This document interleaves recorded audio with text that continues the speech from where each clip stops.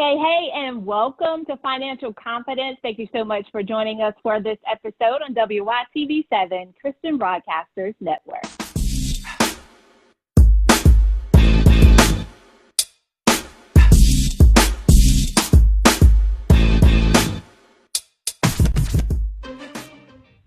All right. Hey, and welcome to Financial Confidence. Thank you so much for joining us for this episode on WYTV7, Christian Broadcasters Network. We thank you for joining us, guys, here where we're having courageous conversations to help you make your money, keep your money, and grow your money so you can do the things you're called to do. That's to build generational wealth and leave an inheritance for your children's children. I'm your host, Lynn Demmons. That's Demmons, no demons here, y'all, Demmons. We thank you for tuning in for this episode where our guiding principle is Matthew 6:33. But seek ye first the kingdom of God and his righteousness, and all these things shall be added unto you. We also implore that you pray over your finances so you can do those things you're called to do.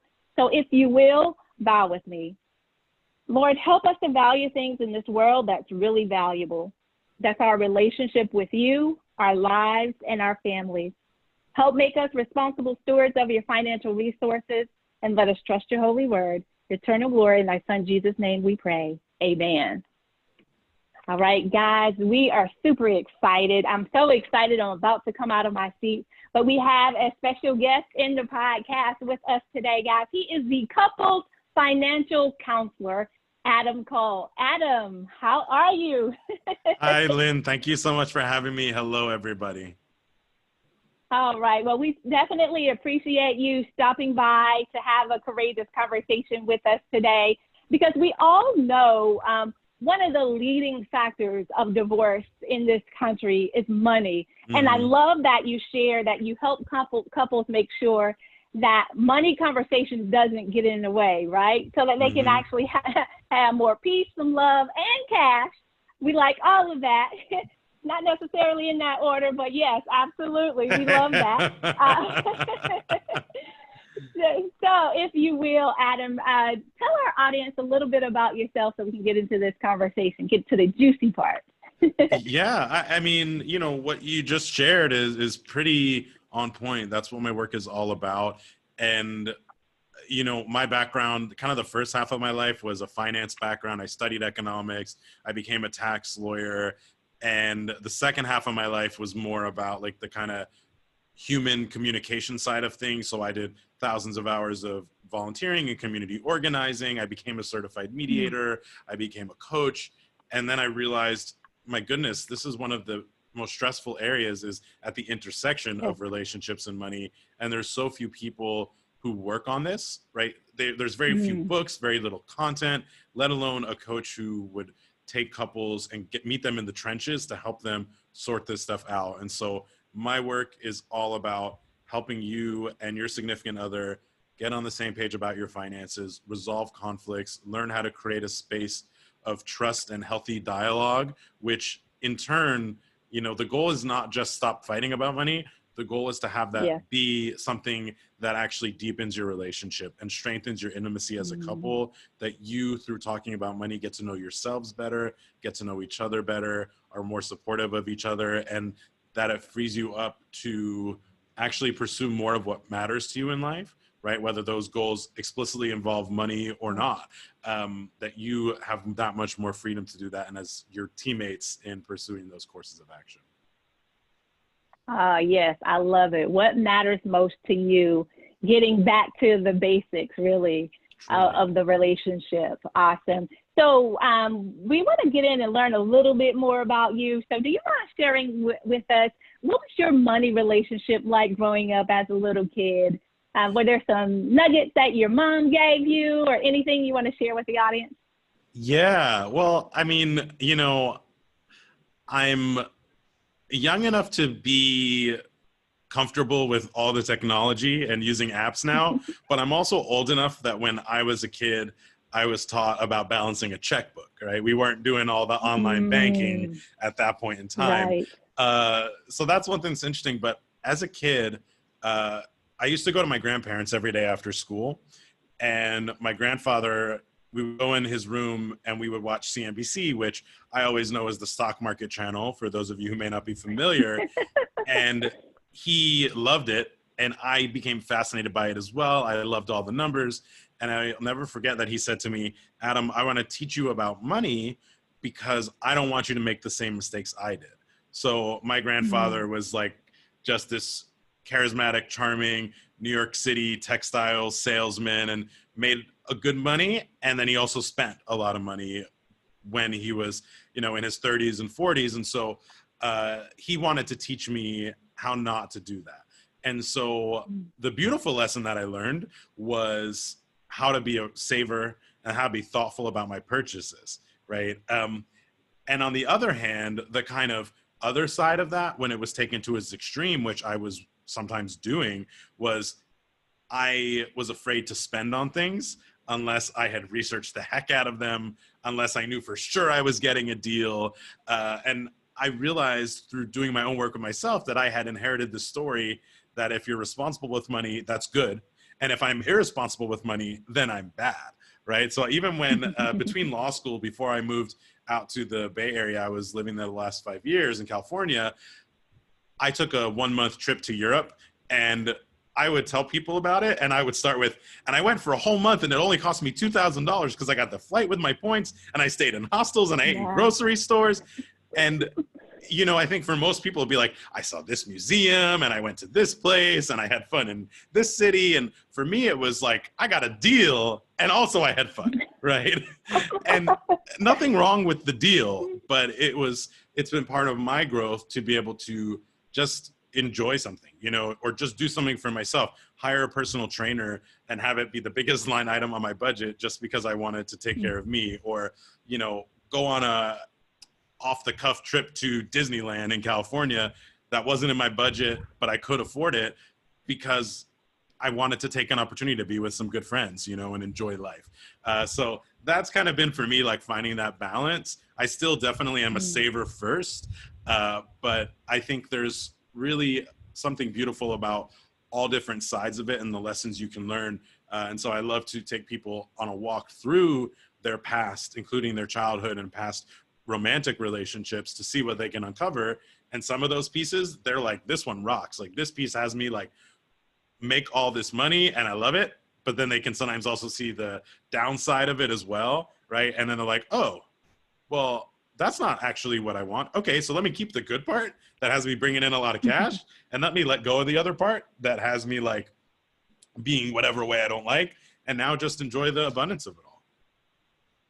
Ah, beautiful. To borrow from your words, that's a beautiful story. And I love that you shared the fact that your granddad took you in to watch the stock market channel. How many kids were watching the stock market channel right at that age?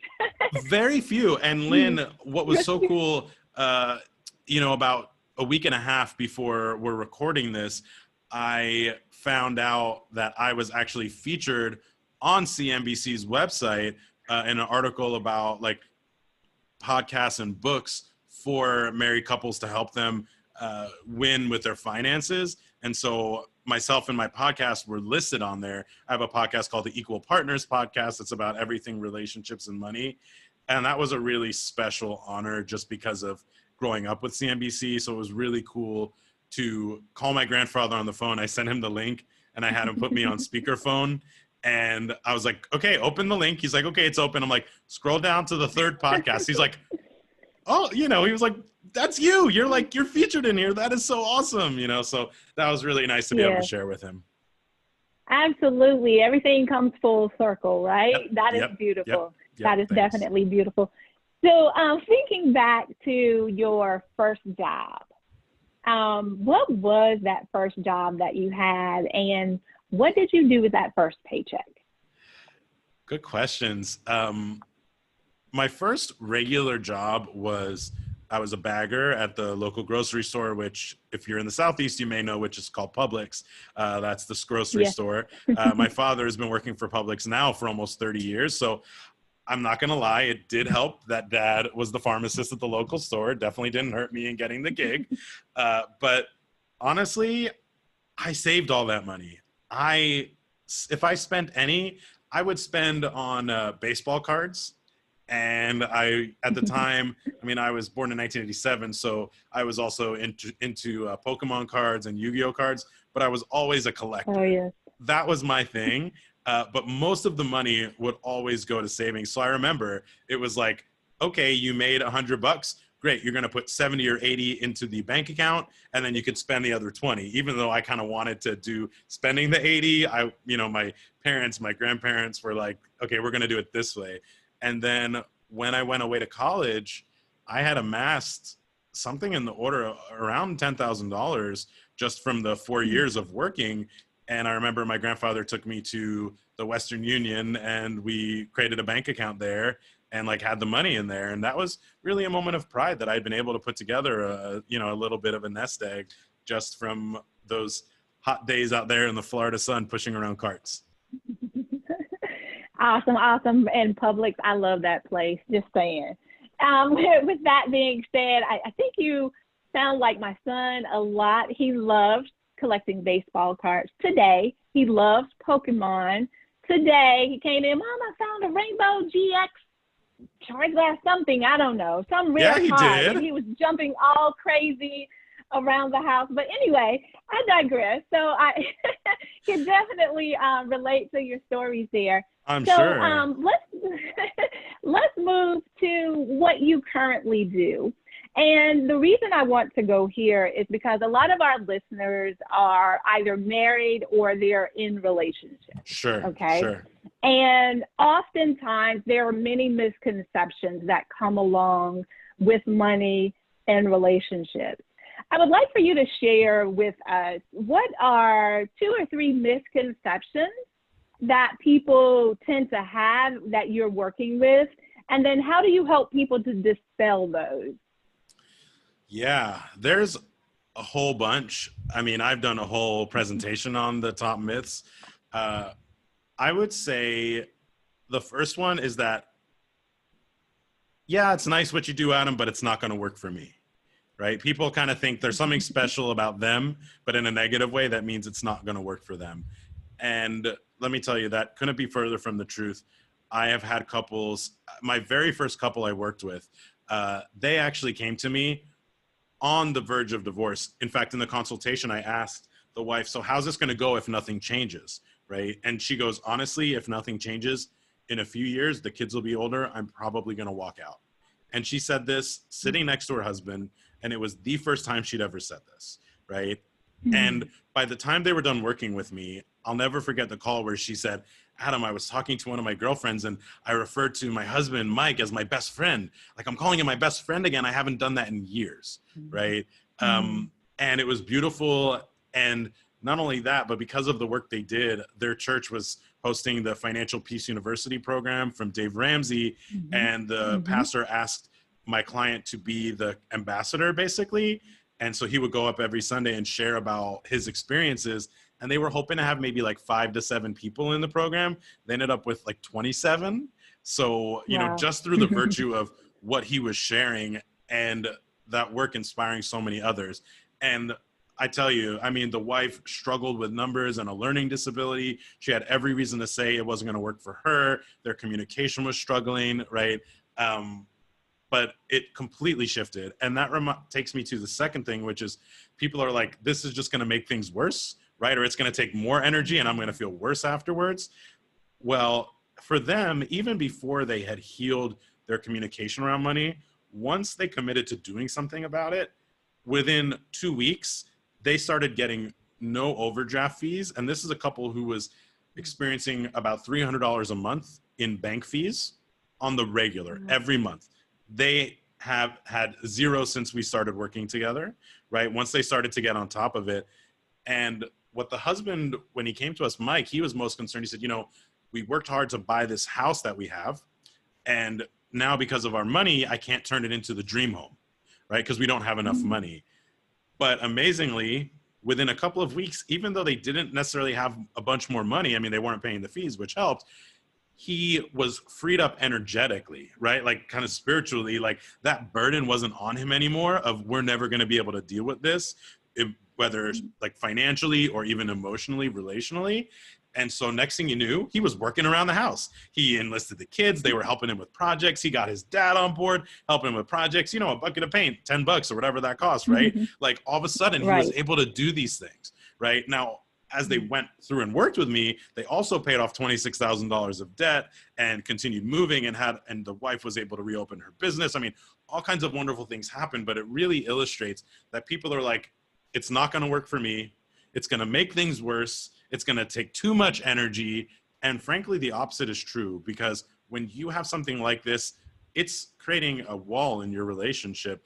And that wall is actually sapping your spirit, your energy, slowly but surely. Every time you don't talk about it, it just takes more away. And when you actually finally say, we're going to deal with this, and you step into that commitment, and then now you're actually a teammate with your significant other, even if you two are still trying to figure out how to talk about it, but you're at least working together to attack the same issues with the same kinds of goals. And having that deep level of partnership, my couples, they skyrocket in their quality of life. Yes. Guys, I hope you had your pen and your paper and you were taking notes. If you didn't, go back and rewind, right? Re-listen, replay this episode, because you said something very valuable there, Adam, that a lot of people tend to struggle with, and that is commit to doing something about it, guys.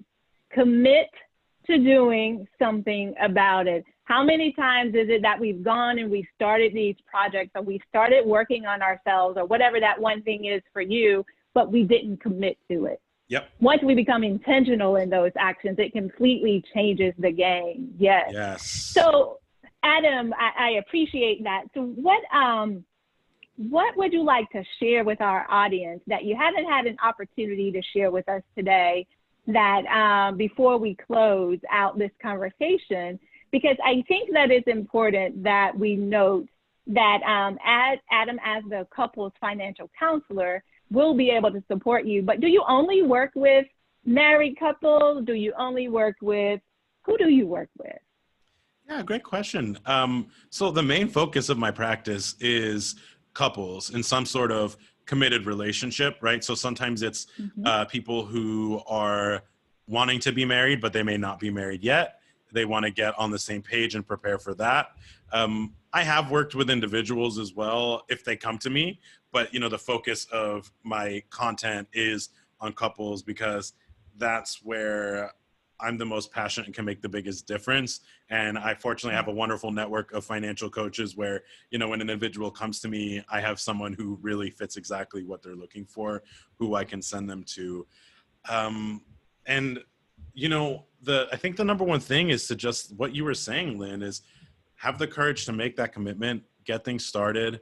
I want to especially implore the men out there listening. We're notorious for not being as comfortable with these kinds of emotionally laden conversations. And it's also uncomfortable for us because we're taught that it's our job to be the provider, and we often take that to mean financially. And so when a conversation comes up about money, whether or not we agree that we should be the main financial provider or not, we've still been socialized that way. So when someone is like, hey, can we, like, if our spouse or partners, like, can we talk about our money, that can, even at a subconscious level, feel like an attack and can make us feel defensive. But really, so much magic is possible through this work. So much opening up of relationships. And yeah, I love helping people not only get the conversation started. I have all kinds of tools for that, but also now, how do we make that into an actionable plan? How do we turn that into something that's actually helping us achieve our dreams? And that is such a beautiful process, right? But it really is available and accessible for every couple. As long as the two of you love each other and want to make it work, that is the only ingredient, that foundation, that commitment. And we can sort through all kinds of conflicts, all kinds of tensions, and help you be more self-expressed, more in love, have deeper intimacy, and of course, like you said, more cash, right? Just have a better financial situation. So you triggered something for me, Adam, and I must ask this. So you addressed the men about the emotional impact, but what about the woman that's trying to get her man to participate in this conversation and he's not willing? What would you suggest that what are the trigger words, or if there are any, right, that she can use, or how should that conversation flow to get him to actually engage in this conversation? Yeah, great question. So first I'll say I've actually created a whole free guide on 3 steps to do this. So I have one specific for women to talk to male partners. I also have one that's more general, but if people are interested in that, the website it's a bit.ly link. So it's bit.ly and then / talk money with men, all lowercase. So bit.ly / talk money with men. And I basically line up a 3-step process. Number 1 is to reflect on your own relationship to money and your thoughts and feelings around your past and how things are going now, right? The second thing is to do the same for your partner, because what we want is to be able to build some empathy and understanding. The truth is, you may think that your significant other, regardless of gender, is almost doing it to spite you if they overspend, or they feel really anxious or upset when you overspend, or whatever the case may be. Right. But the reality is they're dealing with their own stuff just like you are, and that they're just trying their best typically, right? They're not out to get you, but it can feel that way. So to develop some empathy towards them. And then the third step is really to just make that courageous request. And I give some tips in there, like framing it positively in terms of what you want for the relationship. Like, hey, I love you. I want us to have the best life ever. And, sharing a little bit about your piece and how it's been for you. But, I've been feeling a little bit anxious about our finances. I'm sorry I haven't brought it up before now, because that's not really fair to you. But I want to rectify that and step forward.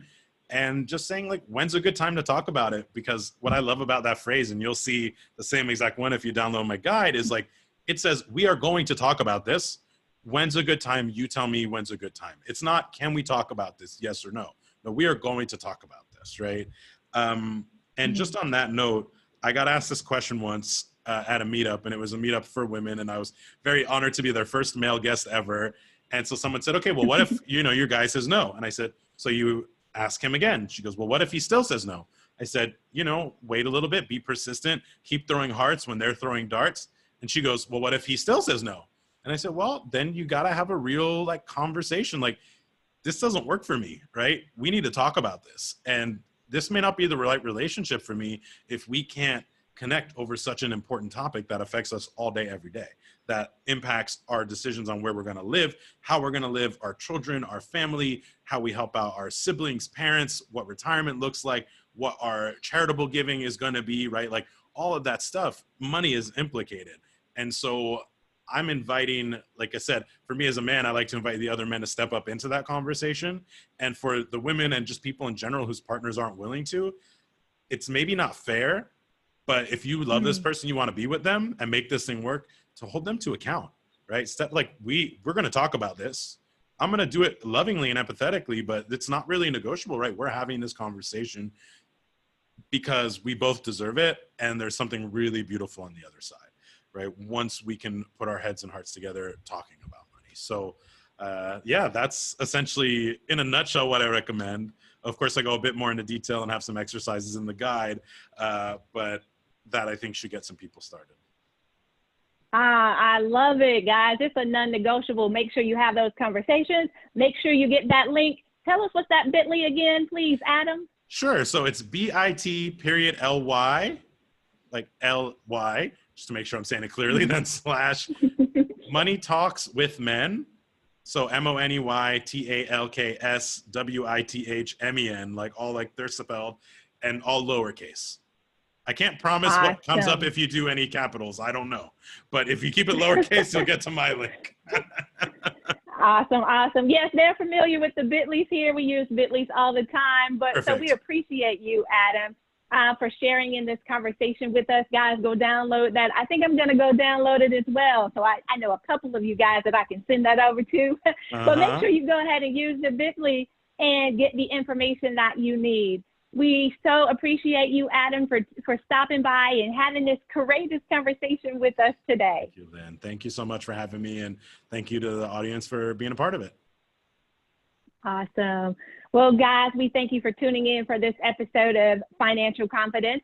If this information has been invaluable to you, make sure you go over to WYTV7.org, leave a donation so we can continue to do what we're called to do. That's to build generational wealth and leave an inheritance for our children's children. We're here to help you make your money, keep your money, and grow your money. That's right. And we want to hear your money success stories. Make sure you get those over to us. Either email us at financialconfidence2020@gmail.com. That's financialconfidence2020@gmail.com. Or leave us a message. Call us at 470-236-8282. That's 470-236-8282. I'm your host, Lynn Demons. That's Demons, no demons here, y'all. We'll see you next time, same station. Until then, you guys stay safe.